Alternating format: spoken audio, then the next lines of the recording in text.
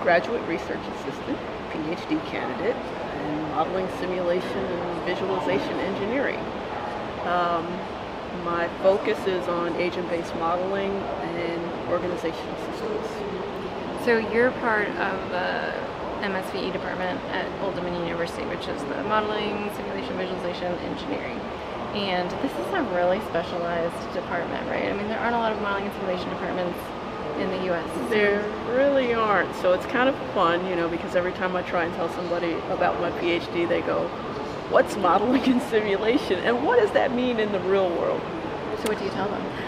Well, I tell them that we kind of create abstractions of things to help us understand big problems and big picture things.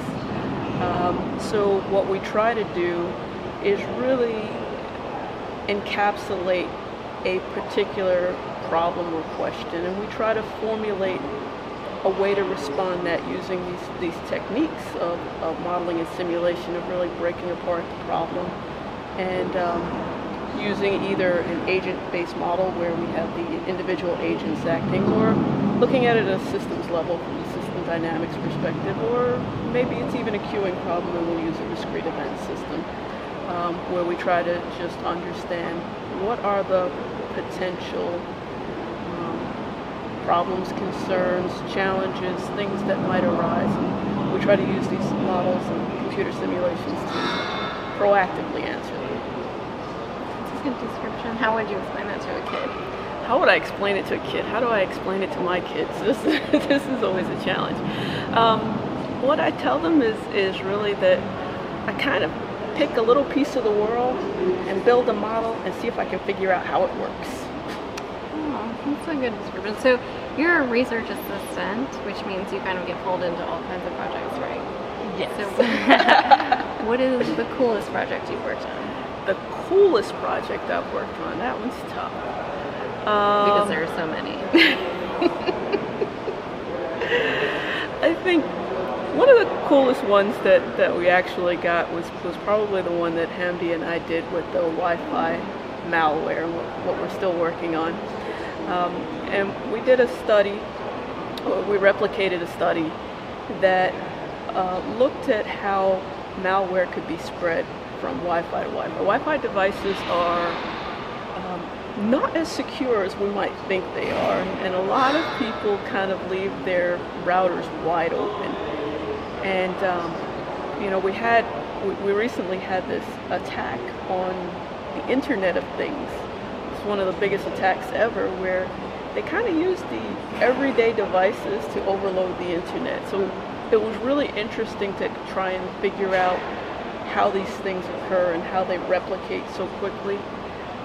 But with the Wi-Fi ones, what we did was we took, there's a huge database of all the, I shouldn't say all, it's a crowdsourced database of routers and access points.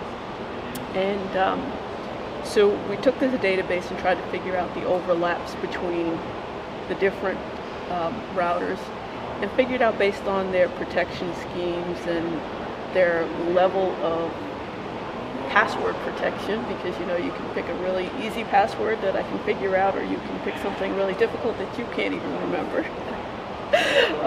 And try and determine how fast we could spread malware throughout that system. So that was a pretty cool project, and you know, it's one of those that brings in a lot of data. I think there was over, the database itself contains several million access points.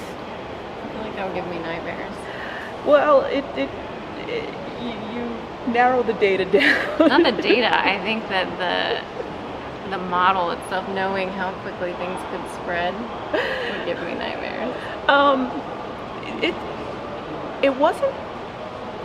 It was bad, but it wasn't as bad as it could be. There are a lot of really good security systems out there, and what we have to understand is that nothing is foolproof, because fools are ingenious, and nothing is totally secure.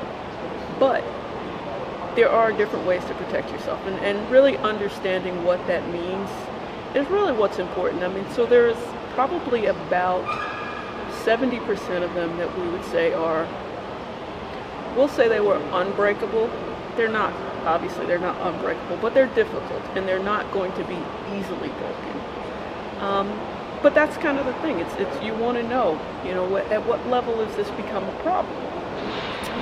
And so that's really what we kind of studied is is this going to be a problem that could be a national disaster, or is it just going to be a problem for an individual who's going to have their stuff messed up? And like most problems, it's somewhere in between. For being on camera with us, I know it was hard.